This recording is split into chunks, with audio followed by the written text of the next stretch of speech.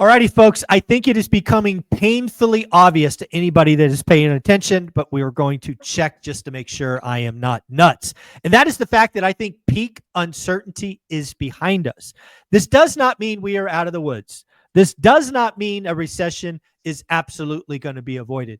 But as uncertainty is lifted, what happens?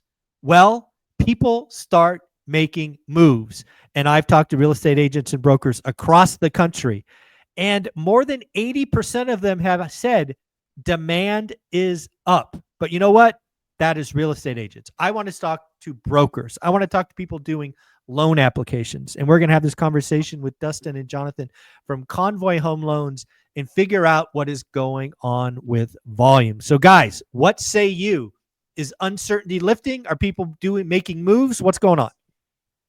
Yeah, for sure. We would both agree. And John and I spoke about this on Monday as we kind of reviewed our April and just May pipeline. But we've seen quite a bit of uptick in consumer demand, consumer volume, applications being received, even people that were sitting on the sidelines, communicating with me and John 2 months ago, a month ago, etc. That, as you had pointed out, the peak uncertainty from 2 weeks ago, 3 weeks ago, 2 months ago is fortunately in the rearview mirror. Yeah. If it comes back, we'll see. But ultimately, right now, there's whenever there's certainty in the market, the people that have money or that were waiting are now going to be ready to deploy that money, and that's what we're clearly seeing with at least Convoy's increased applications that we've seen over the last 2 weeks. Yeah, the other thing about peak uncertainty behind us is it's also intersecting with the stock market at all-time highs. And obviously, if we go back to Liberation Day, we go back to that just chaotic reciprocal tariff announcements, we saw a stock market that cratered. And the thing that happened in real estate, obviously, is for a lot of buyers, their down payment was coming from their stock portfolios. So that immediately shut off demand. Now, fast forward 6 weeks or whatever it's been, stocks are back to all-time highs or near all-time highs. And the other thing I learned about consumers is once they lose a decent percentage of their paper net worth and it comes back, they are often motivated to get that wealth out of stocks into a physical thing like real estate. So I think we also have consumer behavior going, ooh, that loss of wealth hurt. I don't want to do that again. Let's make a move. What do you think, Jonathan? Yeah, absolutely. And I think sellers are actually reacting that way as well a little bit, right? Sure. They went through a little bit of the hurt. Now, homes that have been listed and sellers are like turning away offers, saying, no, I don't want less than this, are actually accepting offers, right? I Yes. think that's the other side too. So we're seeing a lot, again, like Dustin said, clients that talked to us 2-3 months ago, even sometimes longer than that, they come back and they give us the same property that, hey, I finally got it under contract all this time, post the craziness. And I think the sellers kind of are starting to come a little bit to reality as well, just as so much the buyers are as well. Yeah. No, I think more inventory, longer days on market. As I've said, you guys have heard me say this. This is the year of the investor.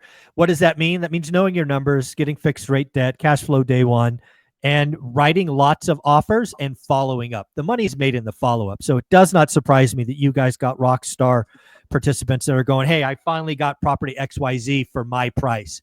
Right? It took 4 months longer than I thought it would, but I got it. And when they do, they're going to make those moves. Yeah, absolutely. Yeah. The other thing I think that's really interesting, and I think you guys brought this up to me 2 or 3 weeks ago, is interest rates today are roughly the same as 2 years ago. So we no longer have buyers going, I remember 4%. Frankly, we don't even have buyers saying, I remember 8%. They're like, I remember 6.8 and it's 6.8 today. So, Yeah. that is also helping because we don't have this anchor of too high or too low. So that's also going on. Yes? Yes. Yeah, And I you think hit the that right biggest, on. yeah, the biggest thing again for clients, like this is the waiting thing. We've talked about this like probably a million times is if you wait, right? And people are like, well, I'm waiting for rates to go down. Today they're saying that, right? Now. Right. So I'm saying if you're waiting for rates to go down, and historically speaking, last 2 years ago when Trump was supposed to be the savior and come and drop rates, we're exactly the same where we are right now. What else are you waiting for to bring rates down to a certain point for it to make sense, right? Because Yeah. if it makes sense for you, guess what? It starts making sense for everybody on the block and their mom, which means that more competition, more people going in. Yeah, this is the year of the investor. So what do you think, Dustin? Again, the fact that rates are roughly the same for 2 years now really takes that away as a barrier, I think. Yeah, no, 100%. Because if you look back at it for the last 2 years, we've had what, up or down 25 basis points, give or take, for the last 2 years, maybe even longer. We've had little blips where it's been an overnight knee jerk reaction for 2 or 3 days where it's went down half a point, but you probably couldn't lock it, or it went up half a point, but you obviously didn't lock it when it went up half a point. But the biggest thing is that what you just said is we don't have that anchor. Whereas 2 years ago, the anchor was still there because people remembered force. So now, if you've been sitting on the sidelines, just like John said, what are you waiting for? I wouldn't say you've become bored, but some of our investors, some of our clients, I wouldn't say have become bored, but they've become complacent with where the market is, that they now realize, okay, now I got to just start underwriting this at 6, 8, or 7% and take what's out there. No, and I think that just leads to a healthier market. Again, at the end of the day, 2025 is the year of the investor. More inventory, more motivation. Make sure it cash flows day one. Right deals.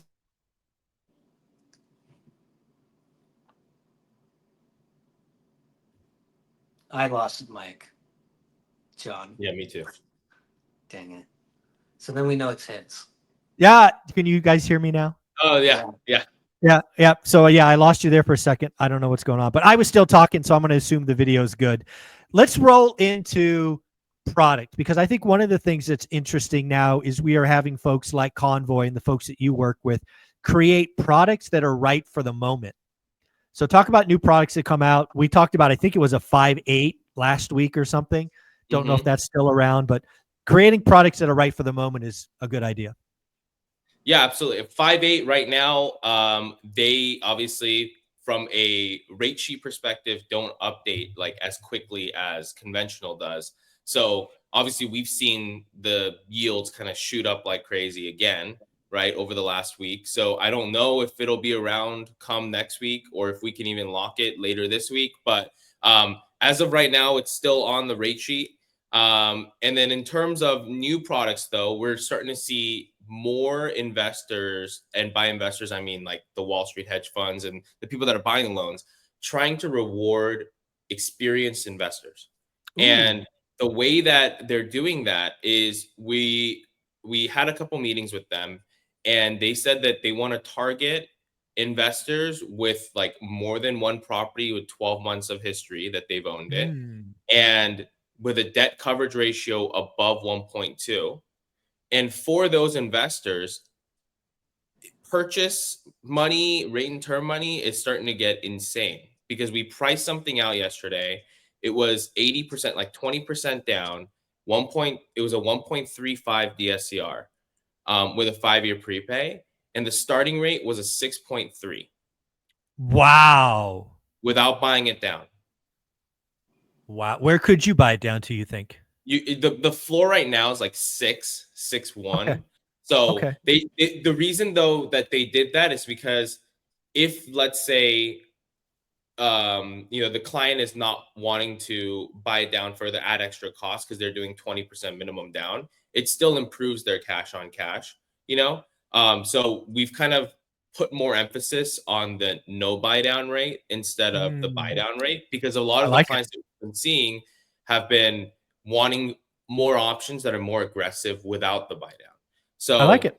yeah, that's kind of what we've, obviously less cost for everybody, but 6.3 at a 1.3 DSCR, is kind of like it's a crazy, market deal right now for experienced investors, especially for those clients that are looking to make sure that if I buy something right now and let's say the market dips a little bit, which if it goes to like 6%, am I going to be angry? It's like, no, you're not really going to be angry if you're at a 6.3, and it's not going to be worth refinancing. So I think that's the main target right now that's getting the most.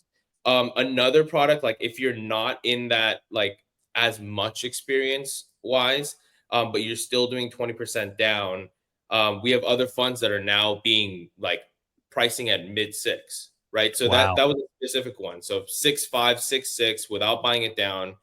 That is another option for lesser experience, but still 1/1.2 DSCR.